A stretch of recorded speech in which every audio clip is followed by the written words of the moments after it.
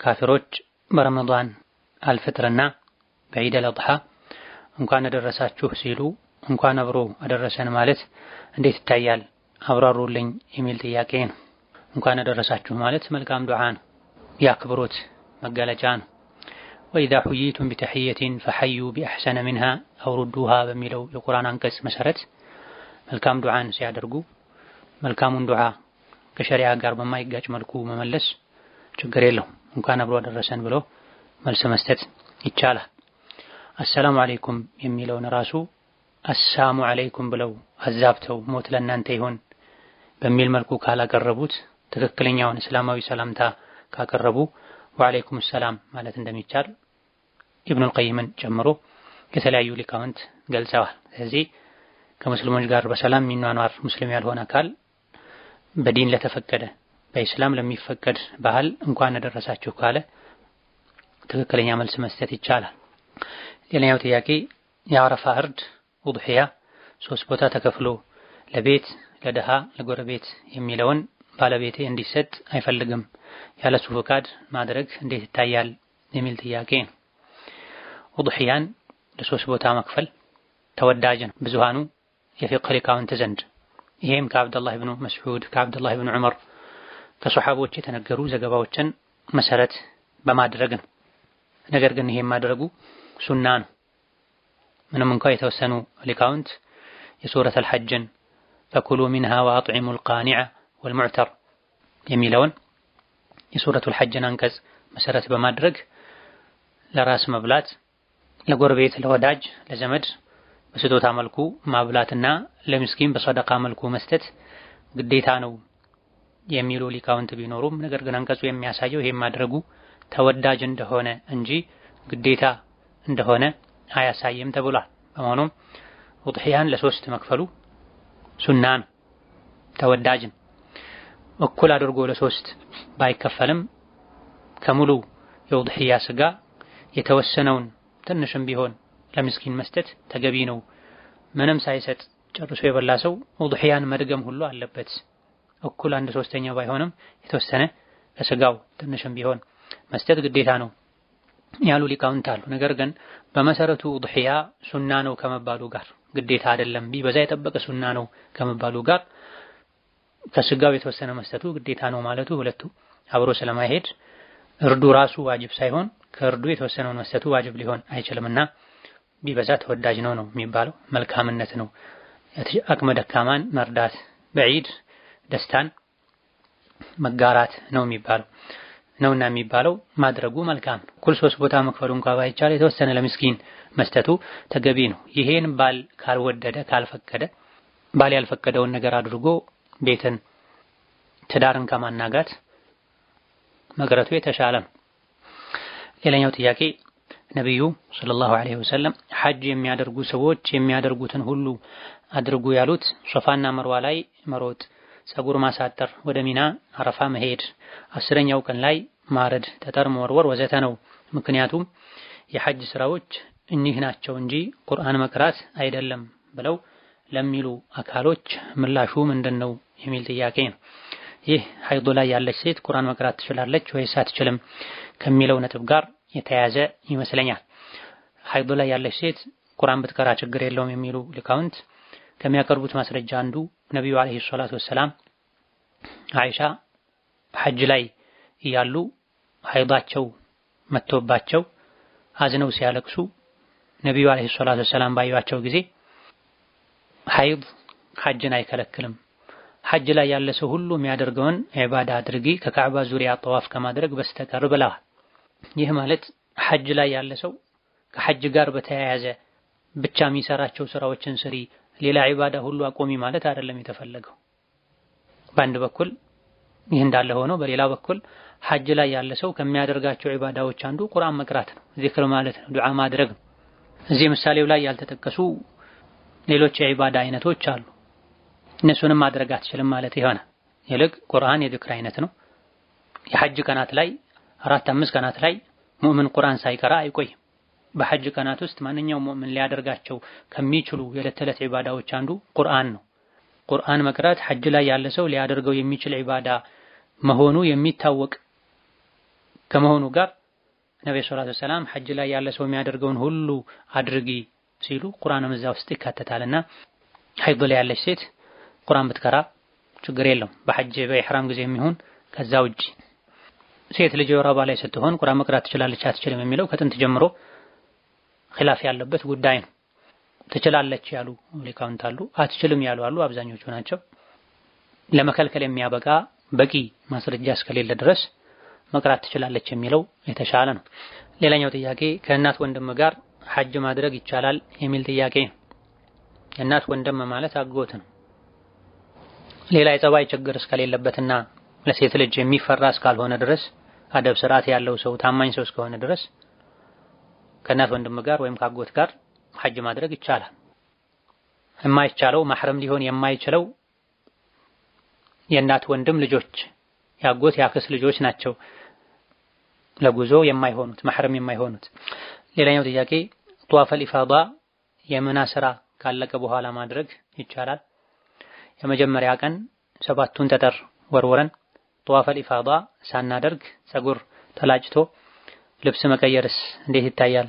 ከዚህ በፊት ይህን አድርጌያለሁ የሚል ጥያቄ ነው። ጧፈል ኢፋዳን በ10ኛው ቀን ማድረጉ የዒድ ቀን የእርዱ ቀን ማድረጉ በላጭ ነው። ነብዩ ሰለላሁ ዐለይሂ ወሰለም ይሄን ነው ያደረጉት።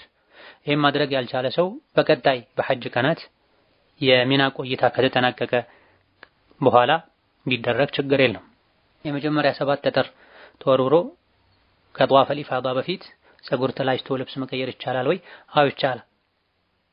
10ኛው ቀን ላይ 3 ወይም 2 የሐጅ ስራዎችን ከሰሩ በኋላ ልብስ መቀየር፣ አንዳንድ የተከለከሉ ነገሮችን ማድረግ ይቻላል ከግብረ ስጋ ግንኙነት ውጪ። ስለዚህ ቢያንስ የመጀመሪያውን ቀን ጠጠር የወረወረ ከዛ በኋላ ፀጉሩን ያነሳ ሰው ከዛ በኋላ የፈለገውን አይነት ልብስ ለብሶ ጧፈል ኢፋዳን ማድረግ ሚና ላይ መቆየት ይቻላል።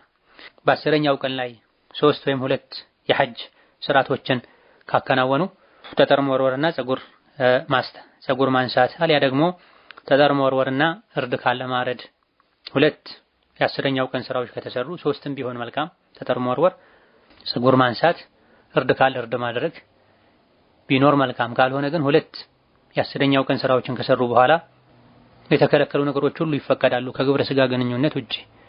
ግብረ ስጋ ጧፈል ኢፋዳን ለማድረግ የሚከለክለው የግብረ ስጋ ግንኙነትን ብቻ ነው። ሌላኛው ጥያቄ የሆነ ሰዓት ላይ አባቴን አላህን ዘንድሮ ሐጅ ከወሰድከው 3 ቀን እጾማለሁ ብዬ ነበረ፣ ግን ያንን አመት አልሄደም፣ በቀጣዩ አመት ነው የሄደው እና ነድሩን መጾም ግዴታ ይሆንብኛል? በጊዜ ገድቤው ስለነበረ ተጠራጠርኩኝ የሚል ጥያቄ ነው። ዘንድሮ ከተባለ ስለት ሲገቡም በዚህ አመት አባቴን አላህ ከወሰደልኝ የሚለው ታስቦ ተሰምሮበት ከሆነ በዛ አመት ካልሄደ ስለቱን መምላቱ ግዴታ አይሆንም። በጊዜ ሳይገድቡ ከተሳሉ ነው የተኛውን ጊዜ ቢሄድ ስለቱን መምላቱ ግዴታ የሚሆን። ሌላኛው ጥያቄ በቅርቡ ኒቃብ መልበስ ጀምሬያለሁኝ፣ ግን ቤተሰቦቼ ኒቃብ ግዴታ አይደለም ቁርአን ላይ ጅልባብ እንጂ ኒቃብ አልተባለም ይሉኛል። እንዲሁም ግዴታ ቢሆን ኖሮ ሐጅ ላይ ለምን አይለበስም ይሉኛል። ምን ልመልስላቸው የሚል ጥያቄ። ረጋ ብሎ የቁርአን የሐዲስ ማስረጃዎችን የሱሐባ የታቢዒ የሊቃውንት ንግግሮችን ማቅረብ ነው። በእርጋታ ማወያየት ነው። ለዚህ የሚያግዙ መጽሐፎችን ማንበብ፣ ድምጾችን ማድመጥ። በአማርኛ ድምጽ የተዘጋጀ ሪሳለቱል ሒጃብ የሚል ትምህርት አለ። ይሄን ለነሱ ማስደመጥ፣ ሰምቶ ሐሳቡን ተረድቶ ቀስ ብሎ ከነሱ ጋር እዛ ላይ በተጠቀሱ ነጥቦች መወያየት ይገባል። ቁርአን ላይ የታዘዘው ጅልባብ ነው የሚለውን ማወቃቸው ማመናቸውም አንድ ነገር ነው። ነገር ግን ጅልባብ ምን ተብሎ ተፈሰረ? እኛ ጅልባብ የሚለውን ቃሉን ብቻ ሳይሆን ይዘን መጓዝ ያለብን ቁርአን ውስጥ ያሉ ህግጋትን በሙሉ ነብዩ ለሱሐቦች አስረድተዋል። ሱሐቦች ቀጥሎ ላለው ትውልድ አስረድተዋል። ጅልባብ የሚለውን ቁርአን ላይ የተጠቀሰውን ቃል ሱሐባዎች አብዱላህ ኢብኑ አባስ፣ አብዱላህ ኢብኑ መስዑድ፣ ሌሎችም የሱሐባ ተከታዮች ሙሉ ሰውነትን የሚሸፍን ጨርቅ ብለው ፈስረውታል። ፊት ሁሉ ሳይቀር አንድ አይነ ብቻ መንገድ ለማየት አስከርታ ሴት ልጅ ሙሉ ሰውነቷን መሸፈን አለባት ማለት ነው ብለው ፈስረውታል። ዩድኒና ዐለይሂነ ሚን ጀላቢቢሂን የሚለውን የሱረቱል አሕዛብን አንቀጽ ሲፈስሩ አንተ ነብዩ መሐመድ ሆይ ለሚስቶችህ፣ ለሴት ልጆችህ፣ ለመላው አማኝ ሴቶች ንገራቸው ላያቸው ላይ ጀልባባቸውን ለቀቅ እንዲያደርጉ የሚለውን አንቀጽ ይህ ማለት ሴት ልጅ ለሐጃ ለጉዳይ አብዱላህ ኢብኑ አባስ እንደሚሉት ለሐጃ ለጉዳይ ከቤት ስትወጣ ሙሉ ሰውነቷን አንድ አይን አስቀርታ ተሸፍን ማለት ነው ብለው ፈስረውታል። ስለዚህ ጅልባብ አሁን ላይ ብዙ ፊታቸውን ማይሸፍኑ ሴቶች የሚለብሱት ሰፊው ጨርቅ ማለት ብቻ ሳይሆን ያው ጨርቅ ራሱ ሆኖ ከላይ በግንባር በኩል ሳብ ተደርጎ እስከ አይን ድረስ ከታችም እስከ አፍንጫ ከፍ ተደርጎ ፊት መሸፈኛ ማለት ሊሆን ይችላል። ይሄ ተመሳሳይ ንግግር ከእናታችን የምእመናን እናት ከአይሻ ተገኝቷል። አቡ ዳውድ ሌሎችም እንደዘገቡት። ስለዚህ ቁርአን ላይ የተጠቀሰው ጅልባብ የሴትን ልጅ ሙሉ ሰውነት የሚሸፍን ማለት ነው። አንድ አይንም ብቻ መንገድ ለማየት አስቀርቶ የነቢዩ ባለቤቶች ሱሐባ ሴቶችም ጅልባብን የተረዱት በዚህ መልኩ ነው። በጅልባባቸው ሙሉ ፊታቸውን ይሸፍኑ ነበር፣ ኒቃብም ያደርጉ ነበር ከአይሻ ከፋጢማ ከሌሎችም እንደተነገረው። ግዴታ ቢሆን ኖሮ ሐጅ ላይ ለምን አይለበስም ለሚለው ሐጅ ላይ ያለባበስ ለውጥ አለ። ወንዶች ሱሪ ይከለከላሉ፣ ፓንት ይከለከላሉ፣ ቲሸርት፣ ኮት መሰል ነገሮችን ካልሲ ይከለከላሉ። ወንድ እንደዚህ አይነት አለባበሶች እንደተከለከለ ሁሉ ለኢህራሙ ሲባል ሴት ልጅም ኢህራም ላይ የሐጅ ወይም የዑምራ ኢህራም ውስጥ እስካለች ድረስ ፊቷን በተለመደው በኒቃብ መሸፈን፣ እጇን ደግሞ በተለመደው በጓንት መሸፈንን ተከልክላለች። ከዛ በፊት ይደረጋል ማለት ነው። ኢህራም ውጪ ባለ ጊዜ ይደረጋል የሚለውን ያሳያል ሐዲሱ። ነብዩ ሰለላሁ ዐለይሂ ወሰለም ኢህራም ላይ ያለች ሴት ልጅ ኒቃብ አትለብስም፣ ጓንት አትለብስም አሉ። ኢህራም ላይ ያለች ተብሎን የተገደበው ከኢህራም በፊትና ከኢህራም በኋላ ይደረጋል ማለት ነው። ለዚህም ነው የነብዩ ባለቤቶች ኢህራም ላይ ሆነው ወደ መካ የተጓዙ ሳለ ሜዳ ላይ ክፍት ቦታ ላይ ሲሆኑ ማንም እንደማያቸው እርግጠኛ ሲሆኑ ፊታቸውን ይገልጡ ነበር። ተጓዦች ወንዶች ጋር ሲገጣጠሙ ደግሞ በጅልባባቸው ፊታቸውን ይሸፍኑ ነበር። አይሻም ረዲየላሁ ዐንሃ ኢህራም ላይ ያለች ሴት ምን ትለብሳለች ተብለው ሲጠየቁ ኒቃብ አታደርግም፣ ፊቷ ላይ ጨርቅ አጠቀለለም፣ ይልቅ ጨርቅ ለቀቅ አድርጋ ፊቷን ትሸፍናለች፣ ጅልባቧን ከራሷ ሳብ አድርጋ ወርዳ ፊቷን ትሸፍንበታለች ብለዋል የነብዩ ባለቤት ሰለላሁ ዐላ ሙሐመድ ወረዲየላሁ ዐንሃ አይሻ። ስለዚህ ግዴታ ሐጅ ላይ ወይም ዑምራ ላይ ኢህራም ላይ ያለች ሴት ኒቃብ አትልበስ ማለት ኒቃብ አይቻልም ማለት አይደለም። ወንድ በኢህራም ምክንያት አንዳንድ ልብሶችን እንደሚከለከለ ሁሉ ሴትም በኢህራም ምክንያት ኒቃብና ጓንትን እንደምትከለከል ያሳያል። በኢህራም ምክንያትም ኒቃብ አትልበስ ማለት ፊቷን ገልጣ ትሄድ ማለት አይደለም። ወንድ ከሌለ ፊቷን ገልጣ የሐጅ ስራን ትሰራለች፣ ወንድ ካለ ፊቷን ትሸፍናለች። ይሄን ነበር ደጋግ ቀደምቶች የነብዩ ባለቤቶች ሱሐባ ሴቶች ያደርጉ የነበረው። ሒጃብ ለሴት ልጅ ክብር ነው። የነብዩ ባለቤቶች የሴት ልጆቻቸው የነ ፋጢማ የነ አይሻ ተግባር ነው። ኒቃብን በዚህ ልክ መጥላት ፈጽሞ አግባብ አይደለም። ጥቅም እንጂ ጉዳት የለውም። ዒባዳ ነው፣ ወደ አላህ መቃረቢያ ነው። ነብዩ አለይሂ ሰላቱ ወሰላም ለሚስቶቻቸው ለሴት ልጆቻቸው ያስደረጉት መላው ሱሐቦች ሲያደርጉት የነበረ ከሱናም አልፎ ግዴታ የሆነ የሙእምን ሴት መገለጫ ነውና ወላጆች ሒጃብን ኒቃብን ሊወዱ ሊያበረታቱ እንጂ እንቅፋት ሊሆኑ ፈጽሞ አይገባም። ሌላኛው ጥያቄ ከእስልምና የወጣ ወይም የከፈረ ሰው ወላጆቹን ሐጅ ማስደረግ ይችላል? ቢሞቱስ በሱ ገንዘብ ሶደቃ ሊደረግላቸው ይችላል? ቢያብራሩልኝ የሚል ጥያቄ ነው። ሐጁን ካፍር የሆነ ሰው ራሱ ማድረግ አይችልም እንጂ በሱ ገንዘብ ሰጥቶ ወላጆች ራሳቸው በህይወት ካሉ አሊያ ደግሞ ከሞቱ በኋላ ሌላ ሙስሊም የሆነ ሰው ከካፍር ወገን ከተገኘ ገንዘብ ሐጅ ቢደረግላቸው ምንም ችግር የለም። ነገር ግን ያ ሐጅ እንዲደረግላቸው የሰጠው ገንዘብ ከወለድ የመጣ መሆኑ በጉቦ የመጣ መሆኑ ለነሱ ብሎ በዚህ መንገድ ያመጣው መሆኑ ከተረጋገጠ አይገባም። ሰደቃውንም በተመለከተ ይሆኑ ካፍሩ አያድርገው እንጂ ሙስሊም ለሆኑ የወላጆቹ ዘመዶች ሰጥቶ በእስላማዊ ስርዓት መሰረት ቢደረግ አጅሩ ይደርሳቸዋል ተብሎ ተስፋ ይደረጋል። ካፍር ራሱ ነው በሚሰራው መልካም ስራ አኺራ ላይ አይጠቀምም የሚባለው እንጂ ከሱ በተገኘ ገንዘብ ሙስሊም ለሆነ ሰው ሰደቃ ቢሰጥ ሙስሊም ለሆነ ሰው አንዳንድ በገንዘብ የሚሰሩ ዒባዳዎች ቢሰሩ አጅሩ ለታሰበው ሰው ይደርሳል። ካፍር ራሱም ቢሆን መልካም ስራን ከሰራ ዱንያ ላይ እንደሚመነዳበት ነብዩ አለይሂ ሰላቱ ወሰላም ተናግረዋል። አኺራ ላይ ካፍር አይጠቀም የሱ በጎ ስራ መልካም ስራ ዱንያ ላይ እንደሚጠቅመው ሁሉ ሙስሊም የሆነ አኺራ ላይ ሊጠቀም የሚችል ሰው በካፍሩ ገንዘብ በተሰራ መልካም ስራ ይጠቀማል። በመሰረቱ ከካፍር ስጦታ መቀበል እንደሚቻል ከነብዩ አለይሂ ሰላቱ ወሰላም ከሱሐቦችም ተግባር እንረዳለን። ነብዩ አለይሂ ሰላቱ ወሰላም ከተለያዩ ሙስሊም ካልሆኑ ሰዎች ስጦታ ተቀብለዋል። ሙስሊም ካልሆነ ሰው ስጦታን ተቀብሎ ለዱንያ ዓላማ መጠቀም እንደሚቻለው ሁሉ እስላም በሚፈቅደው መልኩ የአኼራ ስራ ከተሰራበትም ጠቃሚ ይሆናል። ወላሁ ተዓላ አዕለም። ሌላኛው ጥያቄ አንድ እህቴ ነበረች አረብ ሀገር መካ ውስጥ በህገ ወጥ ነው የምትሰራው። ሐጅ ለማድረግ ከወንድሟ ጋር ወጥታ ፖሊሶች መለሷት እና በምንድን ነው የሚስተካከለው የሚል ጥያቄ። ይሄ የሆነው በፖሊስ ተይዛ የተመለሰችው ኢህራም ከማድረጓ በፊት ከሆነ ምንም የለባትም። ኢህራም ካደረገች በኋላ ከሆነ ደግሞ ኢህራሙን ስታደርግ ሸርጥ አስቀምጣ ከነበረ ሐጅን ዑምራዬን እንዳልጨርስ የሚያደርግ ችግር ከገጠመኝ እዛው ችግር በገጠመኝ ስፍራና ቦታ ላይ ሰዓትና ቦታ ላይ ከኢህራሜ ወጣለሁ ብላ ከሆነ ወቀት ኖሯት ይሄን አድርጋ ከሆነ ከጀመረች በኋላም ቢሆን ፖሊስ ከከለከላት ምንም የለባትም፣ ወደ ቤቷ መመለስ ትችላለች። ነገር ግን ፖሊስ የያዛት ኢህራም ውስጥ ከገባች በኋላ ከሆነና ቀደም ሲል የተጠቀሰውን አይነት መስፈርትም ሸርጥም ካላስቀመጠች እንደ ሙህሰር ነው የምትቆጠረው። በተከለከለችበት በፖሊስ ተይዛ በተመለሰችበት ስፍራ ላይ ሆና ወይም እዛ አካባቢ ላይ አንድ በግ ወይም ፍየል አርዳ አካባቢ ላይ ላሉ ምስኪኖች ታበላለች። ከዛ በኋላ ፀጉሯን አሳጥራ ከኢህራማ መፈታት ትችላለች። አላህ በተከበረው ቃሉ ፈኢን ሑሲርቱም ፈመስተይሰረ ሚነል ሀዲይ ብላ ለሐጅ ለዑምራ የተጓዛችሁ ሳለ ከተከለከላችሁ ኢህራማችሁን እንዳታጠናቅቁ የወጣችሁለትን ዓላማ እንዳታሳኩ የሚያደርግ ነገር ከገጠማችሁ የገራላችሁን ሀዲ ረዱ ብሏል። ነብዩ ሰለላሁ ዐለይሂ ወሰለም ለዑምራ ብለው ከመዲና ወጥተው መካ ሊገቡ ሲሉ ጥቂት ኪሎ ሜትሮች ሲቀሯቸው ሁደይቢያ የሚባል አካባቢ ላይ የመካ ሙሽሪኮች ከልክለዋቸው ለቀናት እዛ ቦታ ላይ ቆይተው ድርድር ተደርጎ መጨረሻ ላይ ዘንድሮ ተመለሱ የሚቀጥለው ዓመት ላይ መታችሁ ለሶስት ቀን ቆይታችሁ ዑምራ አድርጋችሁ ትሄዳላችሁ ብለዋቸው የተለያዩ ነጥቦችን ያካተተ ስምምነት ተደርጎ ነብዩ ተመልሰዋል። ሲመለሱ ሱሐቦቻቸውን ግመሎችን እንዲያርዱ ፀጉራቸውን እንዲላጩ ከኢህራማቸው እንዲፈቱ አዘዋቸዋል። ይሄ የተደረገው ይሄ ሆነው በዑምራ ጊዜ ቢሆንም ሐጅንም ያካትታል።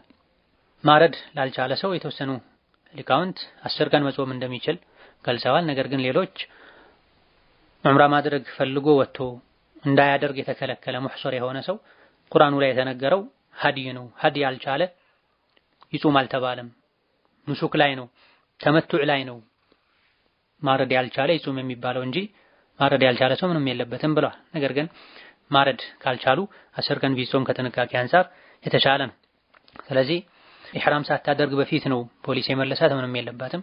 ኢህራም ካደረገች በኋላ ከሆነ ፖሊስ የያዛት ሸርጥ አስቀምጣ ከነበረ ምንም የለባትም። ሸርጥ ካላስቀመጠች አንድ በግ ወይም ፍየል እርዳታ በላለች። ራሷ ካልቻለች ሌላ ሰው ወክላ ታርዶ መካ አካባቢ ላይ ያሉ ምስኪኖች ይሰጥላታል። እስከዛ ባለው ጥፍሯን መቁረጥ፣ ፀጉሯን ማሳጠር፣ የተከለከሉ ሽቶና መሰል ኢህራም ላይ ላለ ሰው የሚከለከሉ ነገሮችን ከማድረግ ትታቀብና ከታረደ በኋላ አሊያ ደግሞ 10 ቀን ከጾመች በኋላ ከኢህራሟ መፈታት ትችላለች።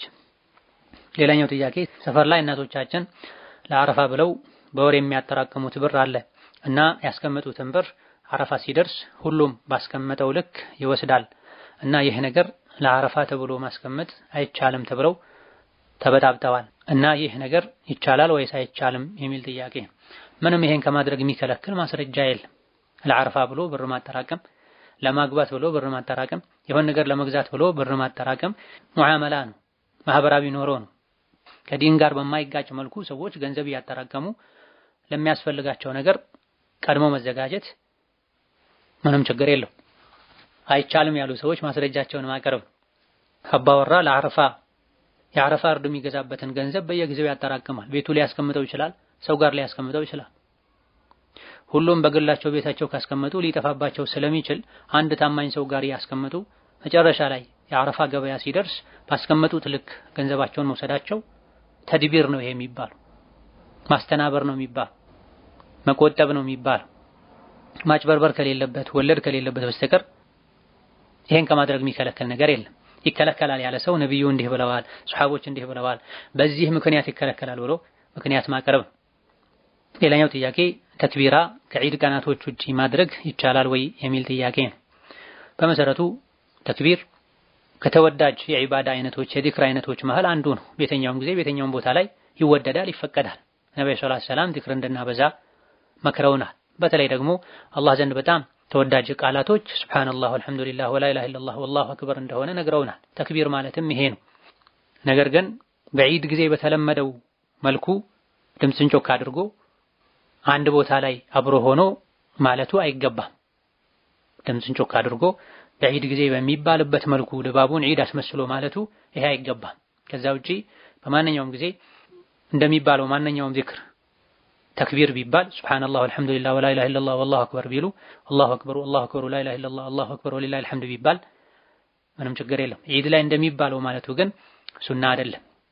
ሌላኛው ጥያቄ የዒድ አልአድሃ ጊዜ አንዳንድ ቦታ ነገ ወይም ከነገ ወዲያ ነው ዒዱ ሲባል ማታ ላይ አይቤና ጎመን ይበላል እና ስለሚተርፍ የዒዱ ቀንም ይቀርባል። ይሄን መመገብ እንዴት ይታያል የሚል ጥያቄ ነው።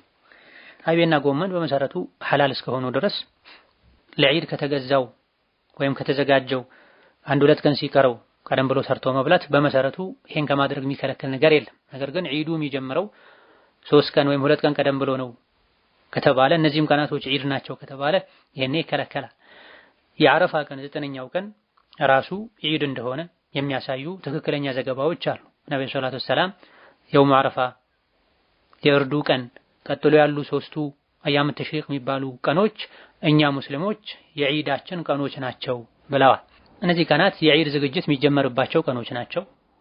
ለዋናው ለዒዱ ቀን ከተዘጋጁ ምግቦች እየቀነሱ መብላቱ ሌላ ከዲን ጋር የተያያዘ በዒድ ቀን ብቻ የሚሰሩ ነገሮችን አብሮ መስራት እስከሌለበት ድረስ በእነዚያ ቀናትም ይሁን የተረፈውን በዒድ ቀን መብላቱ ችግር የለውም።